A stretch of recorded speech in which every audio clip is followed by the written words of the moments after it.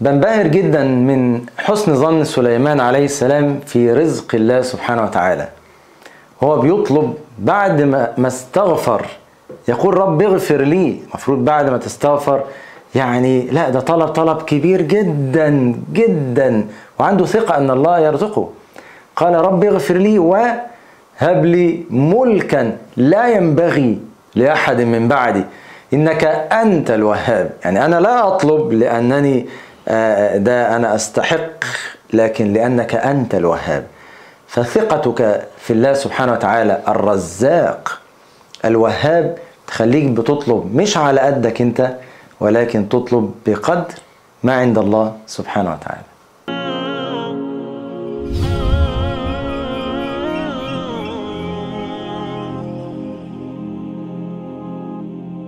لو أن الإنسان يفر من الرزق كما يفر من الموت لأدركه رزقه كما يدركه الموت. الله سبحانه وتعالى رزقه لا يمنعه أحد سبحانه وتعالى، بل رزقه يصل إلى من لا حيلة له. وكأي من دابة لا تحمل رزقها الله يرزقها وإياكم وهو السميع العليم سبحانه وتعالى. فإذا كان لا يرزق من لا حيلة له، فكيف برزقه لمن يأخذ بالأسباب مع حسن التوكل والتفويض له سبحانه وتعالى. اسم الله الرزاق، مادة الرزق جاءت في القرآن في أكثر من 100 موضع، ولكن التصريح باسم الله الرزاق خصوصا جاء في موضع واحد، وهذا يلفت الانتباه. إيه هو الموضع اللي جه فيه اسم الرزاق صريحة؟ جاء هذا في أواخر سورة الذاريات. قال سبحانه وتعالى ربط هذا بالغرض الأسمى من الخلق: وما خلقت الجن والإنس إلا ليعبدون ما أريد منهم من رزق وما أريد أن يطعمون إن الله هو الرزاق ذو القوة المتين. فأردت هنا الرزاق يعني الذي رزقه يتتابع ولا ينتهي. شوف ارتبطت بالغرض الأسمى من الحياة، وهي القضية الكبرى قضية التوحيد. فلكي تعرف أن كل ما كان الإنسان أقرب إلى الهدف الأسمى كل ما كان أسعد برزق الله سبحانه وتعالى. والرزق يا أحباب على نوعين: رزق للأبدان ورزق الأرواح. وأما رزق الأبدان هو الطعام، الشراب، الصحة، هذه الأشياء، هذا رزق استوى فيه المؤمن والكافر والبر والفاجر. فالله سبحانه وتعالى يعطي الدنيا لمن يحب ولمن لا يحب، ولكن لا يعطي الآخرة إلا لمن يحب. لذلك أعظم رزق هو رزق الأرواح وليس رزق الأبدان. فقد يكون الإنسان في البدن رزقه قليل، هذا لا يدل أن الله لا يحبك.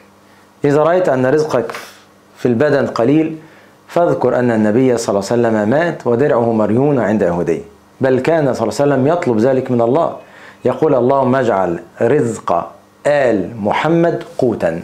يعني قوتا يعني على القد، إن أريد رزق يكون على القد، لا أريد زيادة. فإذا كنت رزقت على القد يعني ما في زيادة فحالك كحال النبي عليه الصلاة والسلام. بل الفقراء يدخلون الجنة قبل الأغنياء ب500 عام.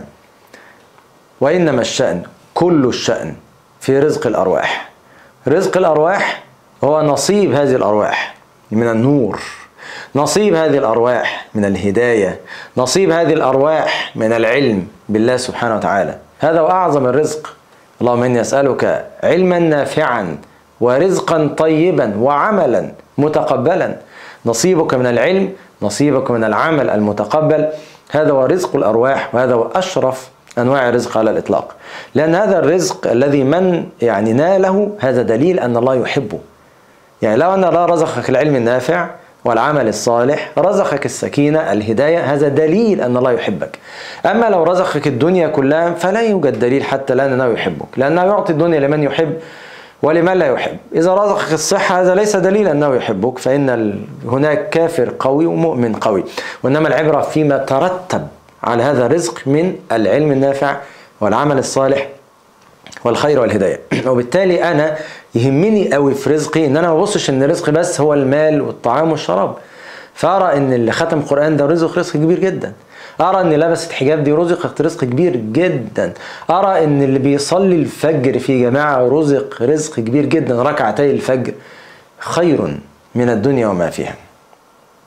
قواعد مهمة لازم تفهمها وأنت تتعامل مع اسم الله سبحانه وتعالى الرزاق. أول شيء أن تطلب على قدره هو، لا على قدرك أنت. احنا لو بصينا لنفسنا احنا ما نستاهلش حاجة، لكننا نطلب لأنه هو الوهاب، هو الرزاق، فخزائنه ملأى لا تنقصها النفقة. وبالتالي ليه بتطلب حاجة بسيطة؟ إذا سألتم الله فاسألوه الفردوس الأعلى فإن أعلى الجنة. هو يعطيك ما يشاء سبحانه وتعالى. المسألة كلها كن فيكون. فإذا طلبت فاطلب أمرا عظيما. ومن سأل ربه فليستكثر كما جاء في الحديث، والله أعظم وأكبر وأكثر سبحانه وتعالى. قاعدة الثانية: إذا طلبت الرزق فاطلبه من حلال ولا تطلبه من حرام، لأن الرزاق هو الذي أمر ونهى. فكيف يتعارض أمر ونهيه مع الرزق؟ بعد يقول لك أنا شغال حرام مش لاقي غيره، نقول يا أنت كذاب. إن الرزق لا يمكن أن يأتي بالحرام، والذي أمرك بالحلال هو نفس الرزاق. النبي عليه الصلاة والسلام يقول إن جبريل نفث في روعي، إن روح القدس نفث في روعي أن نفسا لن تموت حتى تستكمل أجلها وتستوعب رزقها. طب إيه التطبيق العملي لما نفهم إن نفس لن تموت حتى تستوعب رزقها؟ قال فاتقوا الله وأجملوا في الطلب. يعني إيه أجملوا في الطلب؟ يعني اطلبوا الطلب الجميل الحلال.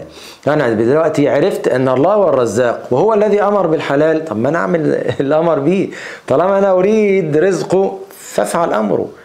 لا يمكن أن تتعارض الطاعة أبدا مع الرزق، بل الطاعة سبب للرزق، الطاعة سبب البركة. وأمر أهلك بالصلاة واصطبر عليها. لا نسألك رزقا، نحن نرزقك والعاقبة للتقوى. كونك تؤمن أن الله هو الرزاق لا يعني ذلك أن أنت تتواكل على هذا الاسم وتقعد كده ما اشتغلش وهو الرزاق كده رزقنا هيجيلنا. لا، ربنا ما قالش كده. ربنا قال فامشوا في مناكبها وكلوا من رزقي. جمع بين ان انت تاخد بالاسباب وبين ان انت في نفس الوقت تثق ان كله من عند الله سبحانه وتعالى. فتطلب الطلب الجميل وتاخد بالاسباب وفي نفس الوقت تفوض امرك الى الله في مسألة هذا الرزق. وبالتالي أنا لما أطلب من ربنا رزق أطلب بقى بشكل واسع. أطلب منه الرزق، رزق العلم، رزق الهداية، رزق الطاعة. أطلب منه أن يصرف عنك الحرام وأنت مطمن. اترك الحرام وأنت مطمن، رزقك مش هيقل أبدا، بل العاقبة دائما والبركة في تقوى الله سبحانه وتعالى. فاللهم إنا نسألك حبك وحب من يحبك وحب كل عمل يقربنا إلى حبك. اللهم إنا نسألك علما نافعا ورزقا طيبا وعملا متقبلا. اللهم إنا نسألك رزقا واسعا. اللهم اغفر لنا، اغفر ذنبي ووسع لي في داري وبارك لي في رزقي. اللهم ارزقنا حسن الخاتمة وارزقنا لذة النظر إلى وجهك الكريم.